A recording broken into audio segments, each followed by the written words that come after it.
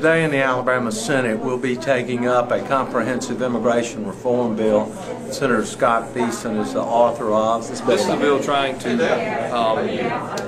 help the state of Alabama aid the federal government in enforcement of its immigration rules. It really does no more than that. We're just asking the federal government to help us, and we're doing what we can on the state level within the guidelines of what a state is allowed to do to make sure that we can work on the immigration problem in Alabama. It deals with a lot of different issues. It deals with employers that do work for the state of Alabama, which I think is actually kind of at a higher level. It addresses them, requires them to use E-Verify if they're going to work on a state contract of any kind at any level. It deals with private employers, ensuring that they have to hire people who are authorized to work. It also deals with the problem with sanctuary cities. If you have a governmental entity that has a policy or a practice that would cause someone not to enforce federal immigration law or turn a blind eye to a problem in an area, it deals with them. It does a lot of things, and actually I think it's one of the most comprehensive illegal immigration bills in the state. I tried to take some parts from other states, work with those, respond to what the courts have said it is applicable for the states, and just deal with it on what I think is a very moderated, common sense approach. I have spent the last number of weeks trying to meet with as many people as I could, with as many groups as I could, and it's interesting because you have people on both sides of the political spectrum who aren't perfectly happy with it, which probably means it's about where it needs to be. We could come out and try to pass a bill that says we're going to do all these things, knowing that it would be struck down or you just can't do that, and we've tried to avoid that. We've tried to do what we think is reasonable and what can be done by the state. Well, what it'll make it a crime to illegally promote and support illegal immigrants in this country, and it will impact businesses that hire them. I have an amendment that I hope I'm very successful in getting on that will exempt churches. There's a concern now that a church van under this proposal goes out, brings in illegal immigrants to their church to save their soul, and I'm a Christian, I want them saved. God doesn't distinguish between illegal and legal immigrants. We're either saved or not saved. And so I hope to get that amendment on there to make sure churches are exempt. I have an amendment to the bill on page 30, line 2. Nothing in this subdivision shall be construed to prevent a bona fide religious organization from transporting persons to or from church functions. Madam President, Senator Bedford? I had discussed this with my distinguished colleague from St. Clair County, and I hope that he will be supportive of it. You know, God does not decide if you're legal or illegal. He decides if you're saved or unsaved. And I think this will make it very clear that it will not be against the law for a church to go out into the community and bring people in for a religious event or take them back after church is over. And this makes that very clear, and I'd move for adoption of the amendment. Senator, my concern about this is I'm not sure.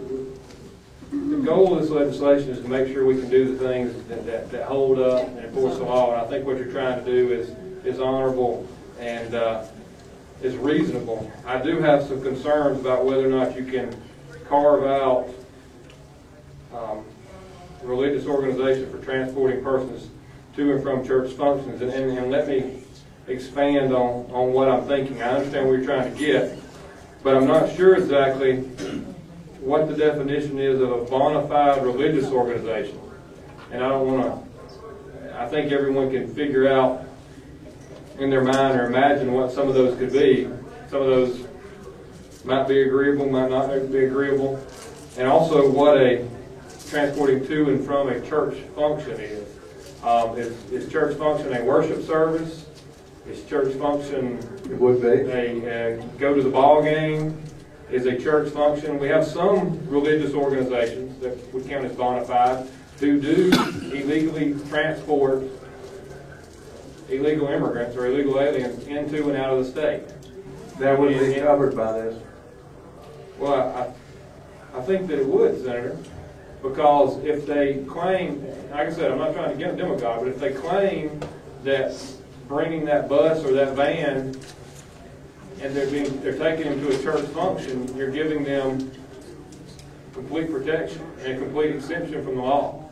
Doesn't exempt them from the law, just the transportation section. Well, I do believe that I agree with you that people being saved is our utmost Well, Senator, you asked me to make sure it was a bona fide religious organization, so that's where I put bona fide religious when we talked I didn't say yesterday. bona fide, because I have grave concerns about how that can be twisted. If there is a way you can tighten up that language, I would appreciate it. We're going to be here for a little while, I believe. If you could tighten up what a religious function is, I and maybe think what bona clear. fide. I mean, I don't want to get into trying to list every religious function and leave one out. That's why it says church function. I think it'd be clear what the intent of the law is. If somebody goes before a judge, they'll look at the individual fact situation. Here's my question. Part of the purpose for this bill stated is it's about security. And that's part of the problem we have at the border is we have a lack of security, and a tremendous number of people move across back and forth that border, and frankly, the federal government doesn't know who they are, and neither do the state. Senator, I agree 100% with you, but we're not on the Mexican border. This is the church activities in Alabama. Let me finish my question, or my statement. It is that, say you have a terrorist organization or cell that happens to be in your state, which is entirely plausible.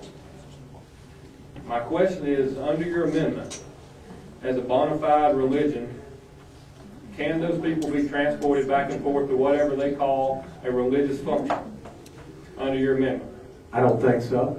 I think what this applies to is recognized churches and church functions. The Lord does not distinguish between someone's political beliefs. You're either saved by the grace of Jesus Christ or you're not. And that's His judgment, not ours. I mean, not mine, that's His. I believe it. I do not. And I want to make sure this is clear. But you still haven't answered my question. No, I don't Would think that they be could. construed? No, I don't think so. I think it's I don't easy to think read any it that judge way. in Alabama would construe it that way. And that's the only judges that are going to be dealing with this fact situations out of Alabama under this bill, because it only applies to Alabama. Senator, I would prefer that we take some time, and if this needs to be added in the House, we could. I'm just concerned about the breadth of the amendment. It's not I don't think it's a political thing. I think you and I are just disagreeing on what the wording of the amendment is. Senator, I showed this to you 2 days ago and said if you needed to take it to your lawyers and tighten it up, do. And Yeah, I got nothing back from you.